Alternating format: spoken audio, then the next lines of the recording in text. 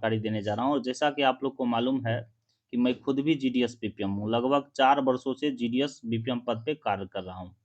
तो अनुभव है और बहुत सारे सर्कल से हमारे जीडीएस साथी जुड़े भी हुए हैं। मेरा यूट्यूब चैनल भी है, आप लोग देख सकते हैं यहाँ पे। तो अनुभव के आधार पे हम आपको बताने जा रहे हैं कि आप जो है इस वर्ष जीडीएस का फॉर्म डाल रहे हैं, फिल कर रहे हैं, तो आपको कौन-सा प्रेफ़रेंस देना चाहिए?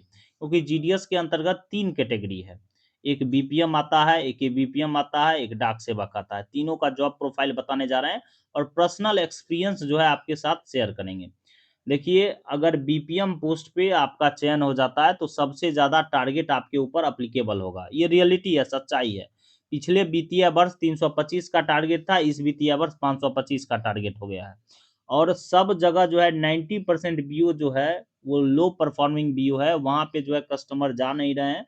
अपने पैसा से इन्वेस्ट करके हमारे बीपीएम साहब सब जो है, ब्रांच पोस्टमास्टर नाम का, तो वो लोग जो है खोल रहे हैं, जो खाता खोल रहे हैं। आप पता भी कर सकते हैं, हम आपसे सच्चाई बता रहे हैं। मैं खुद भी बीपीएम हूँ, हम समझ रहे हैं कि किस तरह का परिस्थिति में बीपीएम का जो पोस्ट है, 3 पोस्ट आता है बीपीएम, एबीपीएम, डाक सेवक। तो बीपीएम का पोस्ट अगर आपके चयन करते हैं आप लोग, तो टारगेट से आप जूझने के लिए तैयार रहिए। बेनिफिट भी है तो उसका नुकसान भी है। सबसे ज़्यादा टारगेट, सबसे ज़्यादा प्रेशर आप ही के ऊपर रहेगा, ये बात आप समझ सकते हैं। वस्तु स्थिति यही है। और टारगेट 1 मंथ में 50 खाता चाहिए, नया खाता। अगर 50 नया खाता 100 के मल्टीपल में भी आरडी भी खुलेगा तो 5000 है। मतलब समझ लीजिए, अगर आप टारगेट नहीं पूरा कर पाते हैं तो अपने जेबी से 5000 रुपया मंथली आपको लगेगा। करीब 19,000 प्लस सैलरी आपको मिलेगा स्टार्टिंग पॉइंट में। तो 5000 आप ये हटा लीजिए और 1-2 हज़ार पेट्रोल का हटा लीजिए, 7,000। तो इस तरह का वस्तु स्थिति में आप आ जाइएगा। ये रियलिटी है। आपको जो है जितना बहुत ज़्यादा प्रेशर है आईपीवीपी की तरफ से, आईपीवीपी का तो बातें छोड़ दीजिए, इंसेंटिव बेस्ड है, लेकिन डिपार्टमेंटल के प्रेशर बहुत ज़्यादा होगा। मेल ओवरसीअर के थ्रू, एएसपी के थ्रू, सुपरिटेंडेंट के थ्रू, इस तरह का माहौल है। तो मेरा सजेशन है, बीपीएम का सबसे लास्ट प्रेफ़रेंस आपको देना है लेकिन सबसे लास्ट प्रेफ़रेंस देना है।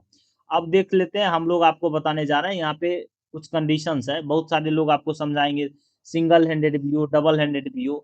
सिंगल हैंडेड बीओ में अगर बीपीएम आप होते हैं तो आपको डिलीवरी का भी काम करना है और ऑफिस भी 4 घंटे चलाना है। और डबल हैंडेड बीओ में होता है तो सिर्फ आपको टारगेट से संबंधित काम है, ऑफिस का काम करना है, टारगेट पूरा करना है। और आपके डबल हैंडेड में एक एबीपीएम होंगे, वो डिलीवरी का काम देखेंगे। लेकिन अब जो है माहौल बदल रहा है, अब रूल बदल रहा है। अब सभी 2-3 मंथ के अंदर सभी ब्रांच पोस्ट ऑफिस में सिर्फ बीपीएम ही रहेगा। उनको सिर्फ काम है टारगेट पूरा करना, 550 खाता पूरा करना, 525 ऐसे ऑफिशियली है, लेकिन 550 कहीं 600 बोल रहे हैं, लेकिन 50 खाता पर मंथ आपको देना है, जो रियलिटी है, सच्चाई है।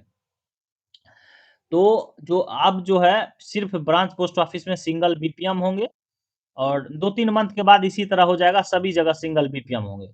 तो सबसे ज़्यादा टारगेट जो है बीपीएम पे एप्लीकेबल है, तो लास्ट प्रेफ़रेंस आपको बीपीएम का देना है। अब देखिए, सेकंड प्रेफ़रेंस आप दीजिए एबीपीएम का।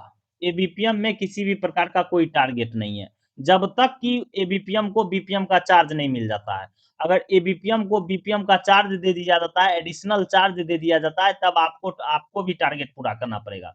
लेकिन अगर आप एबीपीएम पोस्ट पे हैं, अब जो है नया रूल के हिसाब से 2-3 मंथ के अंदर जो है एसओ से, जो सब पोस्ट ऑफिस है, एसओ से आपका बीट निर्धारित हो जाएगा और आपको जो है वहाँ से एसओ से डाक लेना है और डिलीवरी कर देना है और डिलीवरी स्लिप सब पोस्ट ऑफिस में दे देना है। मेनली यही अब काम रहेगा एबीपीएम का, असिस्टेंट ब्रांच पोस्ट मास्टर का, क्योंकि नॉन डिलीवरी सेंटर अब ब्रांच पोस्ट ऑफिस बन रहा है। तो सच्चाई है, आपको टारगेट से कोई लेना-देना नहीं है, 4-5 घंटा आराम से ड्यूटी कीजिए और ज़िंदगी खुशमय ज़िंदगी अगर आपको जीना है 4-5 घंटे तक, तो आप जो है एबीपीएम सेकंड प्रेफ़रेंस पे दीजिए। थर्ड नंबर प्रेफ़रेंस जो है यहाँ पे डाक सेवक का है। डाक सेवक का पोस्ट होता है आरएमएस में होता है। आरएमएस में हो सकता है, सब पोस्ट ऑफिस में होगा। बहुत अच्छा पोस्ट है, कोई दिक्कत नहीं है, जाइए वहाँ पे डाक से रिलेटेड काम कीजिए। आरएमएस में भी आरएमएस सबसे बेस्ट है। डाक सेवक का पोस्ट होता है जीडीएस डाक सेवक का। तो वहाँ पे 4 घंटे का निर्धारित है, तो 4 घंटा आपसे काम करवाएगा, उसपे उसके बाद आप दूसरा काम कीजिए। तो यही सब रियलिटी है। सबसे पहला नंबर प्रेफरेंस आपको डाक सेवक का देना है, कोई इशू नहीं है। डाक सेवक का पहला प्रेफरेंस दीजिए, दूसरा नंबर आप प्रेफरेंस दीजिए एबीपीएम का, और सबसे लास्ट में प्रेफरेंस बीपीएम का दीजिए, क्योंकि बीपीएम का स्थिति बहुत खराब है। अब देखिए बहुत सारे लोग आपको कहेंगे पीएलआई में इंसेंटिव है, टीडी में इंसेंटिव है। भाई target, mental stress, harassment, target, इससे बचना चाहिए। हम खुद भी बीपीएम में हम समझ रहे हैं कि किस प्रकार से टारगेट जो है कंप्लीट हो रहा है। सब जगह इतना बहुत ही बेकार है।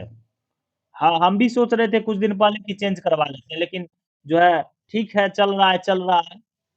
एग्ज़ाम दिए हैं प्रमोशंस का, तो देखते हैं कि क्या होता है। ये रियलिटी है, सच्चाई है। तो आप लोग जो है सबसे फर्स्ट नंबर प्रेफ़रेंस आपको डाक सेवक का देना है, दूसरा नंबर प्रेफ़रेंस आपको देना है एबीपीएम का, और तीसरा नंबर प्रेफ़रेंस आपको देना है बीपीएम का। ये बात आप समझ लीजिए। अगर आप मेरा बात को अच्छी तरह फ़ॉलो करेंगे, अच्छा रहेगा आपके लिए। खुद हैं, लगभग 4 वर्षों से हैं, तो अनुभव तो ज़रूरी है। सभी जगह सर्कल से जीडीएस भी हमसे जुड़े हुए हैं। सच्चाई है, रियलिटी है। सबसे फर्स्ट प्रेफ़रेंस आपको देना है डाक सेवक, सेकंड एबीपीएम और थर्ड जो है बीपीएम। इस प्रकार से प्रेफ़रेंस देके अगर जीडीएस में चाहिए शांति, तो बीपीएम का प्रेफ़रेंस मत दें, लास्ट में प्रेफ़रेंस दें। अरे भाई हो जाएगा, कोई इश्यू नहीं है। तो अगर वीडियो पसंद आए तो चैनल को सब्सक्राइब करें और सभी जगह इस वीडियो को शेयर करें। Thank you.